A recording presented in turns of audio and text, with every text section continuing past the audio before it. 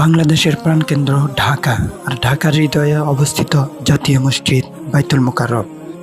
এই বাইতুল মোকাররমের পূর্ব চত্বরকে আলোকিত করে চলছে মাসব্যাপী ইসলামী বইমেলা। ইসলামী ফাউন্ডেশন বাংলাদেশের আয়োজনে দ্বিতীয়বারের মতো এই বিশাল মেলার আয়োজন করা হয়েছে। এখানে দেশের খ্যাতিমান সব ইসলামী প্রকাশনা প্রতিষ্ঠান তাদের সেরা বই নিয়ে হাজির হয়েছে।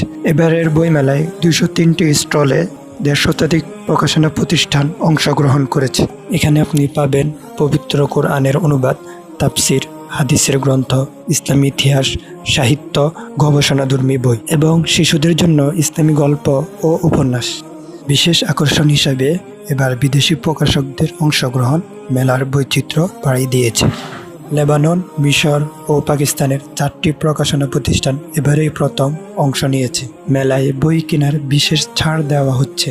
বিভিন্ন প্রকাশনী তাদের বইয়ে 25% থেকে 70% পর্যন্ত কমিশন দিচ্ছে। এছাড়াও প্রতিদিন সন্ধ্যায় আয়োজন করা হয় সাংস্কৃতিক অনুষ্ঠান, আলোচনা সভা এবং নতুন বইয়ের মোড়ক উন্মোচন অনুষ্ঠান, যেখানে দেশের বরেণ্য লেখক, পাঠক ও প্রকাশকরা অংশগ্রহণ করেন জ্ঞানের আলোকে হৃদয়ে ধারণ করতে এবং আধ্যাত্মিকতা ও ইসলামী মূল্যবোধ জীবনে লালন করতে।